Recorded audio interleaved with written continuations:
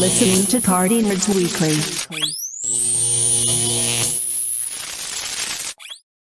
What's going on, everybody? We are here for another Party Nerds Live. Welcome, everybody. As you can see, Jorge forgot our intro music for once. Amazing. Here we go. I'm actually talking to Man, one job. Just gotta hit one button. One job. But as we stated last week, we were going to, of course, touch as much as possible on these upcoming episodes of Invincible. So, of course, I have our esteemed co-host, Ralphie, Jorge. We are here because, unfortunately, we are here for a mid-season finale. We're not going to get another episode of this until January. Damn, why? This is too quick. It was like way too quick. Well, to each his own. It did take 3 years for them to go into season 2. And also due to that fact, of course, the strike happened. Of course, the writer's strike happened also at that same time. So there is going to be a little delay, but they said that they will resume episodes into January of 2024. So long. It's okay. Albert, what's up, brother? Albert, what's it do, my boy? Faithful.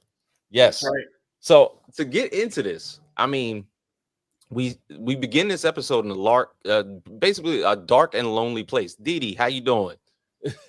DD, what up? So, like in a sincerely lonely place for Nolan, just basically traveling the cosmos and just looking disheveled and beyond himself, because for the very first time in his long ass life, because Viltrumites do live a very, very long time, he is registering a feeling called empathy. That's unheard of. That's unheard of, man. It's for a Viltrumite, that is very unheard of, because it basically brought us back into the finale from season 1, to where basically, you know, you're seeing the entire episode from Nolan's point of view for the very first time. It wasn't like how it was when it was in Mark's point of view, to where he just basically got his ass handed to him. It was, you know what I'm saying? So getting your face run through a train, you get thrown into a mountain, you might get pummeled into that mountain, and then still have the cojones to tell your dad that you love him, even though all your teeth are knocked out. But just like you said, mollywopped. That is going to be a continuous verb that I'm going to use throughout this entire countdown with Invincible. That's just. How would you rank that word to all the ones, like getting whooped, getting this and that? No. I've seen a couple fights. Mollywopped is when you definitely get stomped out. When Viltrumite show up or the X-Men show up, you're going to get mollywopped. And you embarrass the shit. Yeah, exactly. There's no one-on-one matchups. You're there to basically get stomped out. It is what it is. But essentially, we come into this episode and we see, of course, Nolan patrolling the void, not even knowing where he's going to end up. As a matter of fact, you see him approach a black hole for the very first time, and ultimately is like, okay, cool, I'm gonna just end it all here, and tries to kill himself by sucking himself into the void. And then what does he see before him but a Thraxan ship that's also going into the same course? And then once again, this empathy takes over Nolan to the point where he's going out there to the ship to rescue a group of Thraxan, there was 4 of them in the ship. So it almost was it looked like a Lost in Space type vibe going on in there. But better yet, you know, we have Mark, who of course last episode was being recruited by a Thraxan, and ultimately got met with a reunion from Nolan. Now, Ralphie, what did you feel about that reunion? Man, the instant I was hoping just Mark just it just should have been just right then and there. But he did clench his fist. He clenched it. He clenched it. But it was just you couldn't have that. You just couldn't ignore the sense of anger, right? You couldn't ignore the sense of, man, this was long and waited for, and it took us how long to finally get here. But it was one of those things where it was just like, this needed to be done and said, and we're here. Let's get this over. Let's talk this out, Nolan, because what the fuck?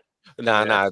Did you see him? Like the animators are like have to have fun with this, because he tried to make his dad flinch. You saw me like stepped on him. It didn't work. My boy like, just I was like, you know who you're doing that to. That's funny. Like I'm sure the animators is like, yo, what can we do to just like make this standoff a little bit better? yeah. Boy, if you sit down, knock your teeth out I again. just thought that portion of that scene was actually like, because not only did he try to make him flinch, but like he's cussing him out. He's like, yo, he was like, you brought me up here for this. For one, he got lied to again. Yep. So he got lied to get brought there. So it's like almost like how is he supposed to trust this person who basically just put me knee deep into the side of a mountain? Like, probably, I'm not sure how long he's been gone. But in the meantime, of course, I guess Viltrumites have a sense of moderate healing factor to the point where they actually have a component to where they get back whole again. Like Wolverine. I can't even say, because Wolverine is way too quick. Like, later on in this episode, in that same episode, the character of Lucan, the other Viltrumite, how he came back from what he went through with Omni-Man, I'm not sure how his healing factor held him together. I mean, I'm gonna go ahead and take it an extra step further. I mean, you got it to a point where it was kind of like, you know, the missing dad or something like that just moved on, right? But as well as too, it's like, you know, I can't go back to it. You got that sense of he was feeling what needed to be felt, but yo, I gotta move on. You know, I can't go back. I said what I said. I do what I did. I can't go back. There's an actual sense of like him actually being human.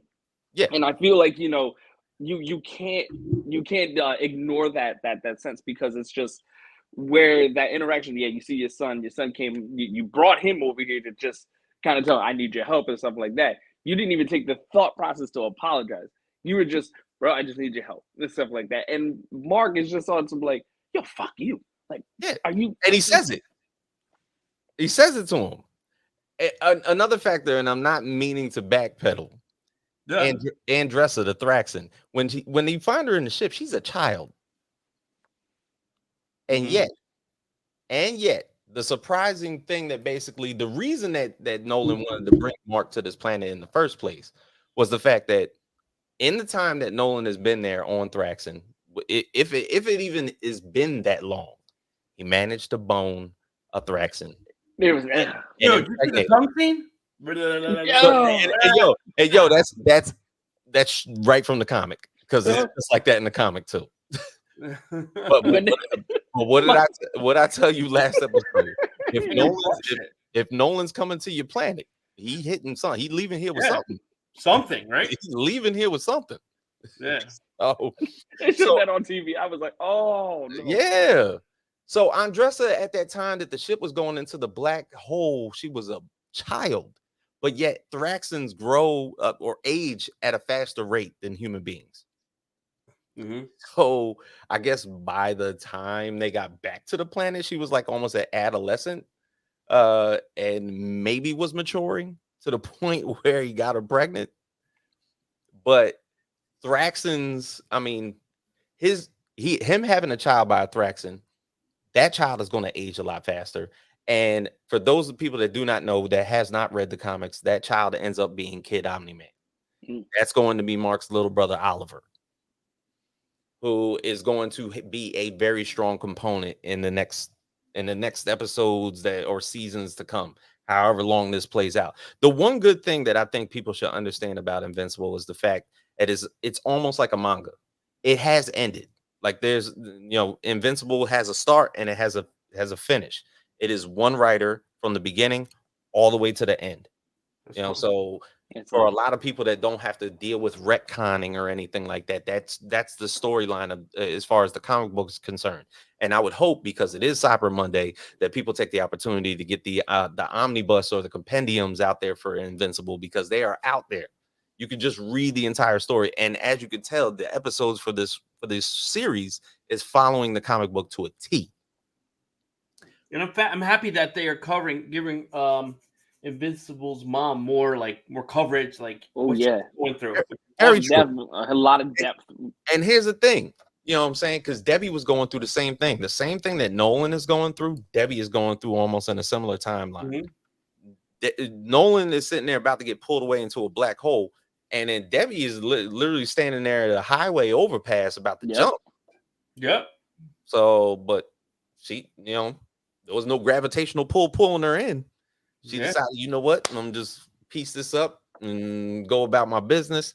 And then coming to realizing that she might have been the strong one in the relationship anyway, because one big component about Mark, as opposed to say, for instance, the multiversal counterparts that are pretty much out there that we met in the first 2 episodes, are the fact that every single multiversal Invincible, every single multiversal Mark Grayson has conquered Earth with their father, except for this one.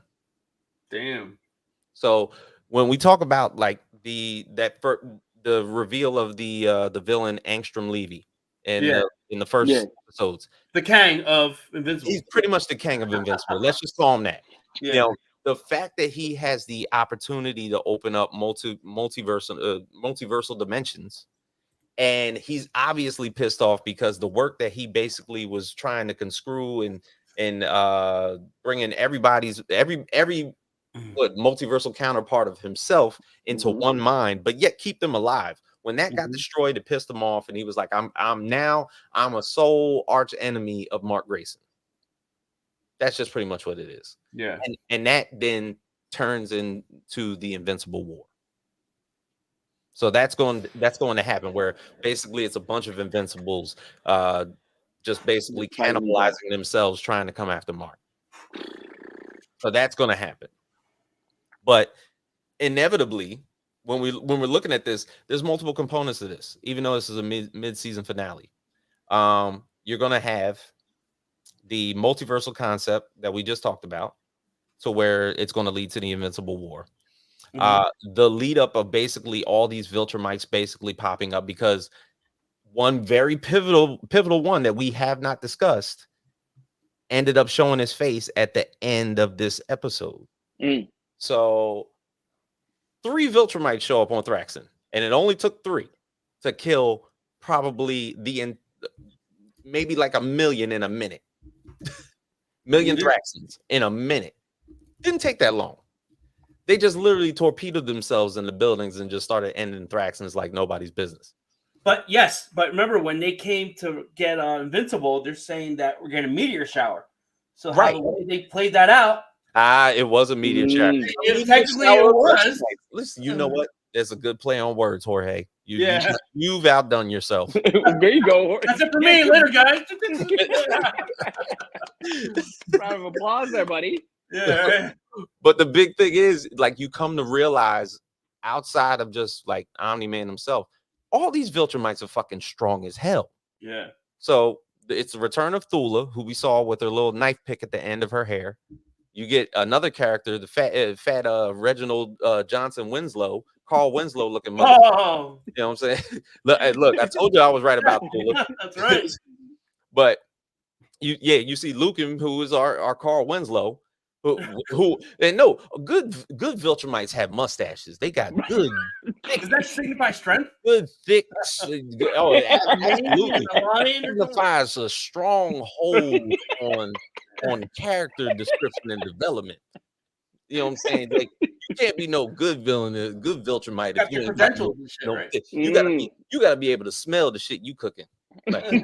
Everything you ate is all right here. Just the flavor saver right here. You know what I'm saying? I need this. And Lucan looked like he didn't had a few meals, but but the big thing is, Lucan goes in the cave, he sees he sees Andressa, sees basically Oliver sitting there, and fights Invincible to the point where he gets pushed down with one finger, and he's mushing him into the ground with his finger and shit, until Nolan shows up and ultimately gives him the chop suey chop to the stomach, just guts.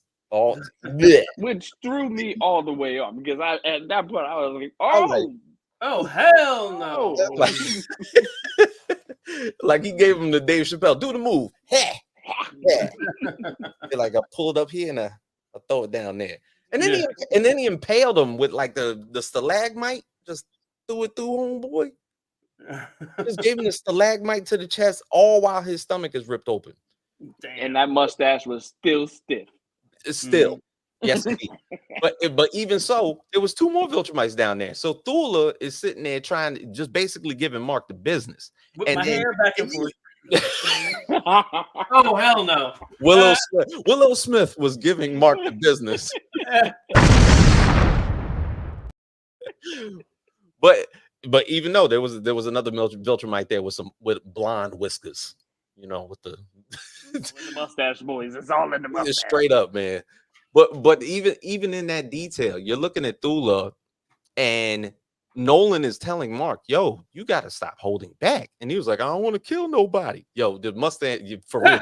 The mustache games are underrated. Like your shit got to be California Highway Patrol thick on this. Damn, right here. You got to be chips. Chips. Right. Eric Estrada out this joint. Not like Magnum PI, but that's Tom Selleck is jealous of this show. Yeah, right. Even though they showed his poster in what's his face? Oh yeah, they did show it in his dorm room. He got Tom Selleck. Magnum Pie though. Magnum Pie, not 3.14. But the fight that ensues between Thula, Mark, Omni-Man, and whoever the fucking blind character was, he ain't from the comics.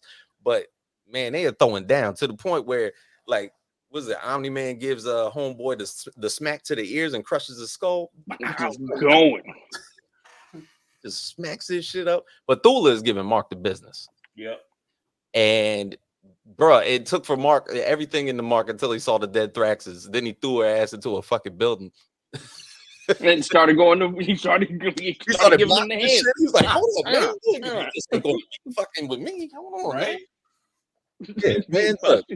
But then it was like he had her, and then his empathy takes over, and then he gets fucking shanked like he in prison. Oh god. Right in there. That's it. I'm like, right in there. To the and look, had him calling for his daddy. And then Nolan came out of nowhere, took that hair braid up, and then gave her the elbow from UFC, the John Jones elbow, to the jawline. Yo, when you saw took the whole shit off. She said, You face whole face of fatality. Oh my god. Yo, yeah, the fatalities are crazy. Yeah. Oh my god. But even so, after all that happens, you got 2 dead Viltrumites. Who comes out of nowhere but Carl Winslow? Carl Winslow with his guts hanging out. Giving what he remember how Bruce Lee got kicked in his back? Yeah. It looked just like it broke all the bones. My boy said, I'm in bed, yelled out. Yeah. And then dropped. Yo, broke his back. Literally. So Mark is literally like laying out there bleeding out, and Lucan is like, it is done, and then falls out. And then the Viltrumite ship shows up. So like they could have sent 16 Viltrumites, but they only sent like the 3 just to like make sure shit was taken care of. Then you get the reveal of a good old General Craig showing up. Oh. And now let me tell you, and no, he's voiced by Clancy Brown. Y'all know who that is? Optimus, right? No. That's Status. Yeah. So what's his name? Damn. He was actually in Blade 2. I'm sorry. That's no, that's not Ron Perlman. No, Barbarous. He did give him the Bane treatment. Yo, Dev. I see Dev out there. Man, what's up, Dev? Yes. But the biggest thing is the reveal of General Craig brings on a brand new phase into this Invincible saga, because General Craig is basically the leader of the Viltrumite army. The one thing about them is they have a complicated history of their interbreeding process going into all these planets and everything. One thing you will come to find out about a lot of the hierarchy of Viltrumites, yes, he did give him the Bane treatment. He broke his goddamn back. But the one thing you will find out about the hierarchy of a lot of Viltrumites is that they have mad motherfucking kids. Mad kids. Like the only weakness these motherfuckers have is child support. Oh. Straight up and down. So like one thing you saw from Nolan before he went into the ship was, of course, General Craig snuffed him one time, just gave him a one. Ah, go back to Earth. Your fight was really nice out here. I need you to go back there, and you got about like 30 days to take care of shit, or we coming down there and we're murking everybody. So either you conquer the planet or we're coming. That's right, because that's his original post, right? That was Omni-Man's original post, and he was like, I'm gonna pass it on to you, and pretty much outside of that, you know what I'm saying, if you don't do what we need you to do, we're coming. Right. But the biggest thing amongst him is that Nolan let him know before he got in the ship is like, take care of your mom, read my books. So the one thing that you will find out from the comics is that the little secret identity thing that Nolan was doing was the fact that he was like a science fiction writer. But the science fiction that he was writing was actually his fucking adventures on other planets and shit. Autobiography. But the thing is, it was detailing Viltrumite weaknesses and certain things that Mark had to utilize in order to pick up if he's going to defeat some of the people in this hierarchy. Mm-hmm. So 2 of the books were actually showcased because Deb was cleaning out some of the stuff out of. She ready to throw that shit away. Yeah, she was like, Goodwill. So he's probably going to go back to Earth and ask for that shit. One was Savage Planet, Savage Beast, and the other one was the Man with the Invincible Gun. Yep. So that means that Space Rider is coming up. So Space Rider had a gun that could pretty much like sear through an entire planet, cut through anything, cut through Viltrumites, cut through planets, cut through stars, whatever. And this was somebody that Omni-Man fought, and he basically got the gun away from him and knocked it on an asteroid. So the gun is missing somewhere, landed on the asteroid, just literally in orbit somewhere. When he's talking about Savage Planet, Savage Beast, that's going to be the introduction of the Ragnar, which are kind of like the dinosaurs of the planets. Okay. Which have been training in zero gravity for forever. And they give Nolan and every Viltrumite fits. Like they're almost easily defeated by these motherfuckers. They're actually almost stronger. So this is what we got coming up. And it's going to be a lot of big reveals. So meaning that if General Craig is at play, and we already talked about the multiversal war that's pretty much about to start with the Invincible war that's going to happen. Mm-hmm. Once all these Viltrumites start up, there's 3 big characters that still have yet arrived, and that is Conquest, General Thrag, and good old Anissa. Oh shit! No.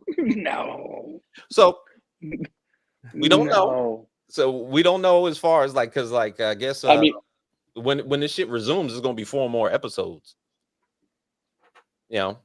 And then what's her name? Adam Eve is actually like going through a little bit of a problem herself because she feels like anything that she creates is turned into dust. So she don't even want to be a superhero no more. Yep.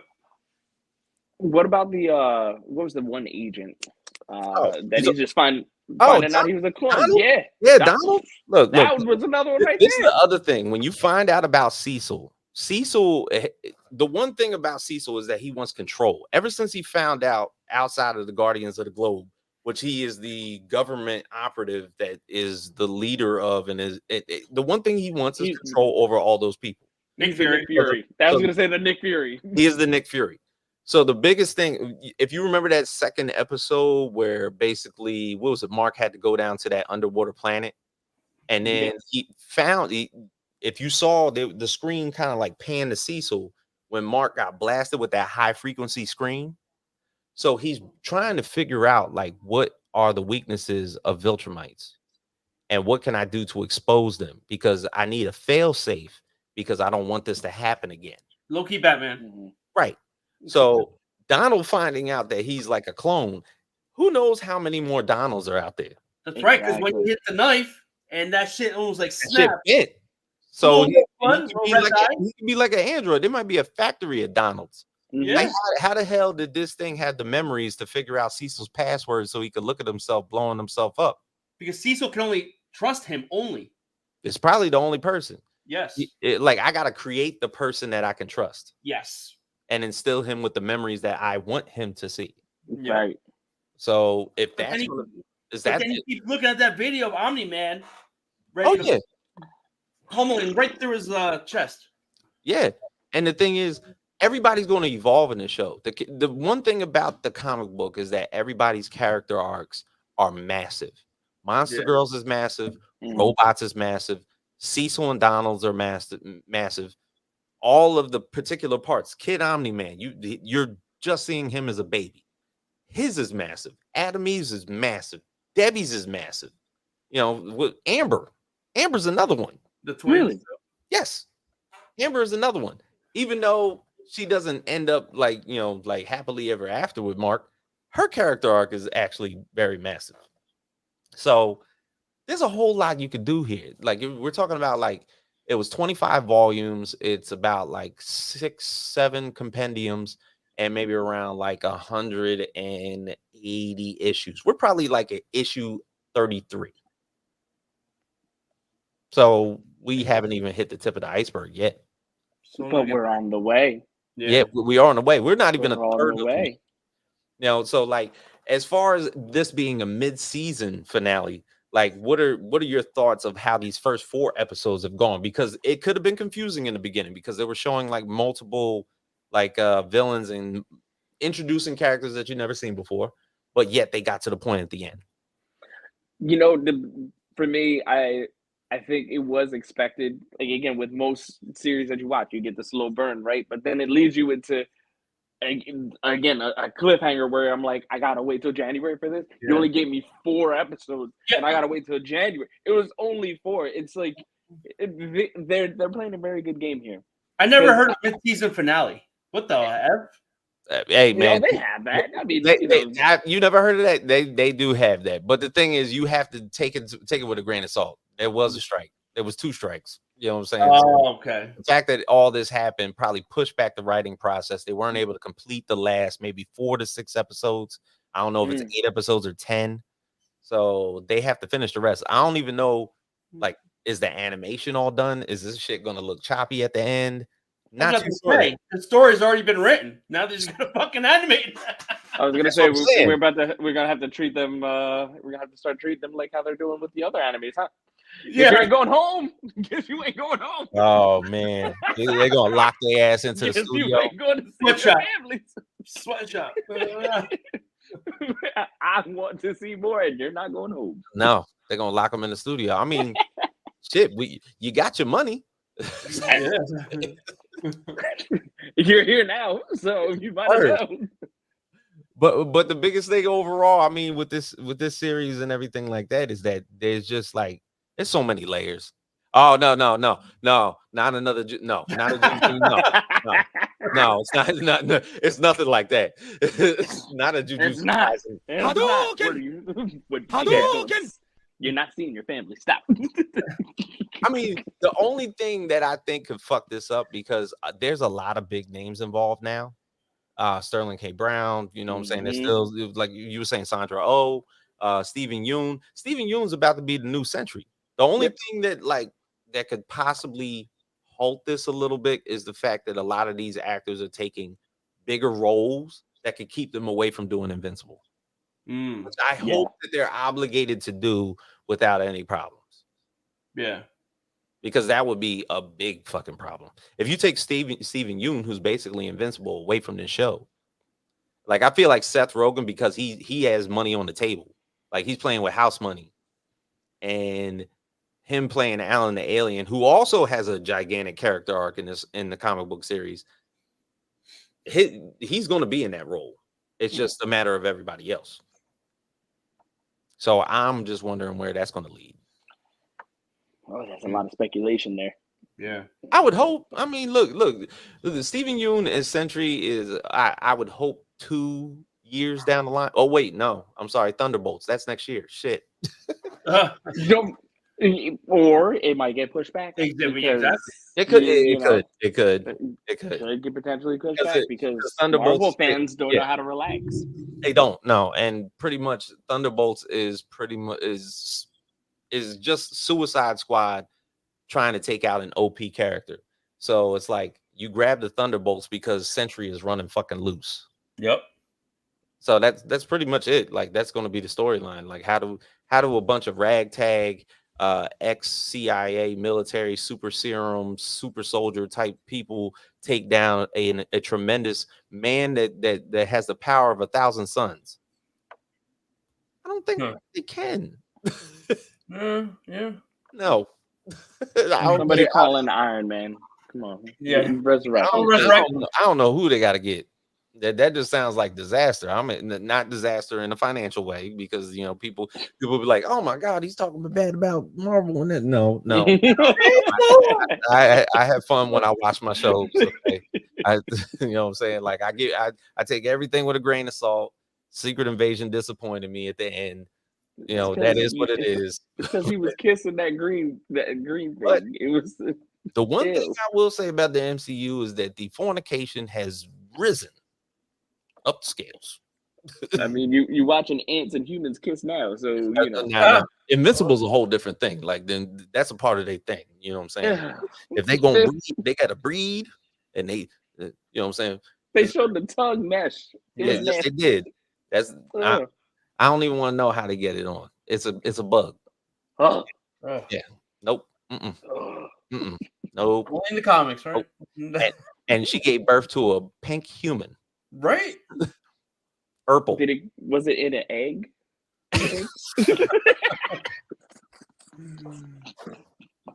Oh man, I got something for this. That's just filthy. Yeah, that made my stomach turn a little bit. Oh man. Yo, what's up, Eddie? yeah, he did. He was pressed up against that thorax. Oh, that thorax. And grabbing on them antennas. The exoskeleton. The eyes was over. It was, man, looking left and right. It was all the way over here. He was thinking to himself, I have never, ever. She looked back. I'm never doing this again. She looked back. She said, "Ooh." Yeah, right. Like the freaking. Probably gave him the 360. The 360. All the pretty eyes looking. Yeah. You're doing great. Oh man, good laughs. Good old Nolan. Good old Nolan. You know, he figured, if I'm going to help these people, I got to get something out of it for me. Yep. Nolan doesn't discriminate. He doesn't discriminate. Like, you thought Captain Kirk was like, yeah, I'm hitting everything. No, Nolan's on another level. Yo, speaking of that, when he was on that planet, he was wearing a vest, right?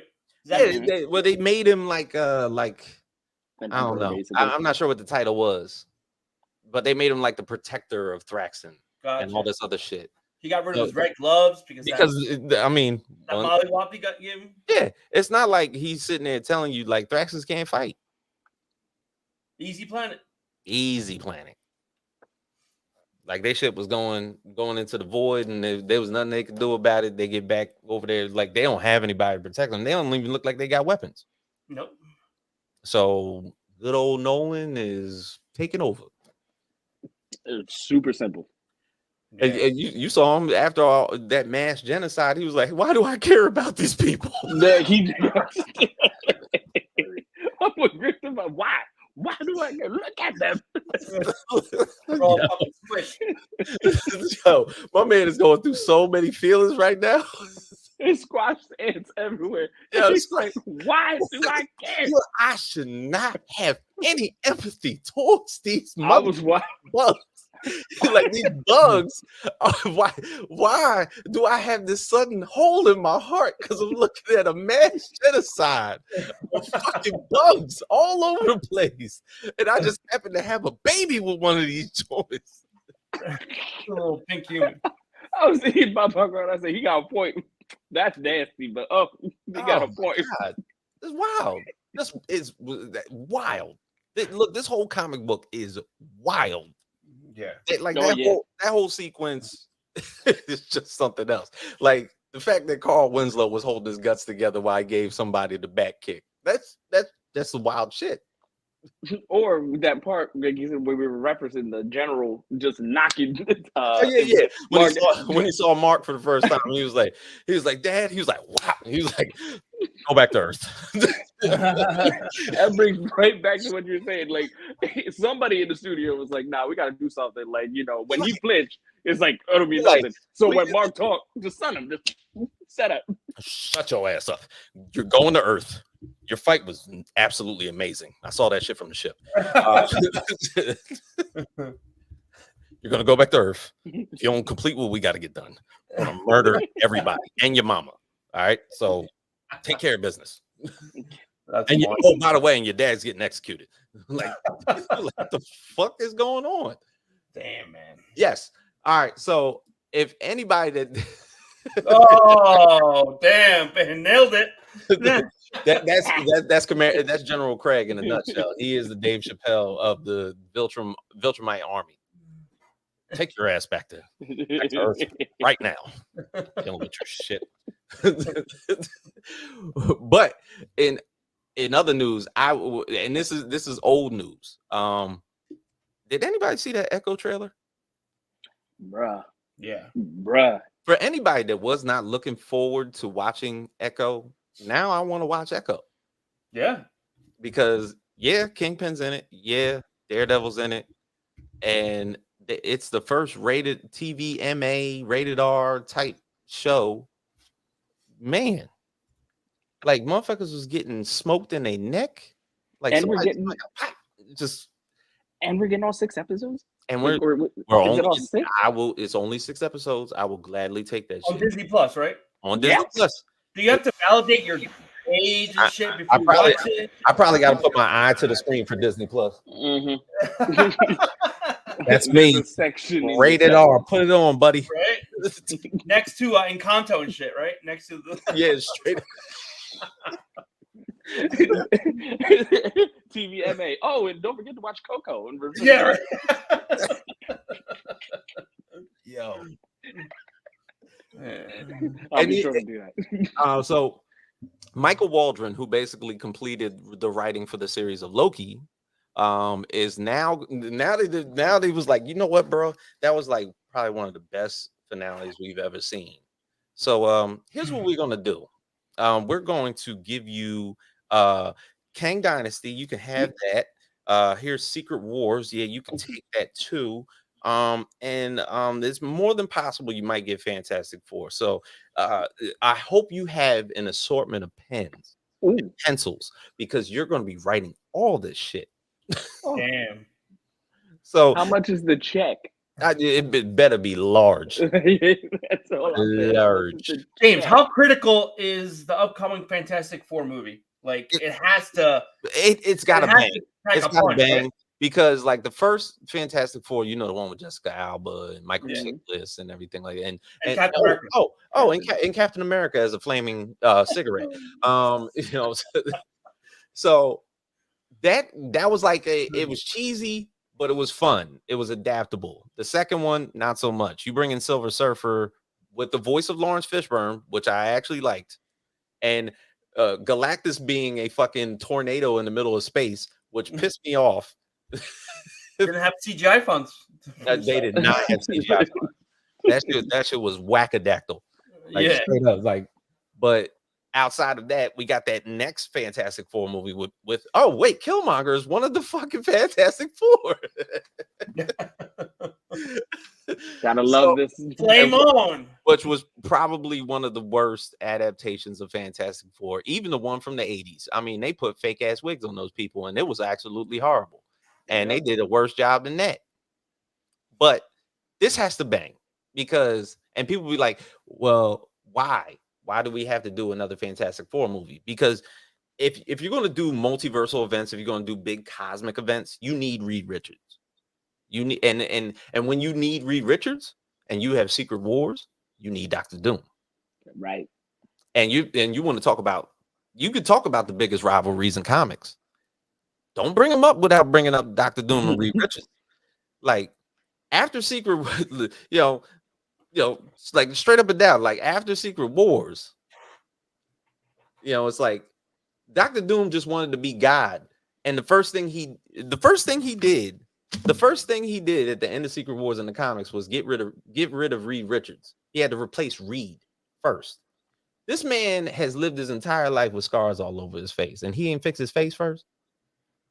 Not enough, not good plastic surgery. You know what I'm saying? Like, no. I have the feeling of wanting to be a guy, but I got to get rid of this nigga first. He got to go now.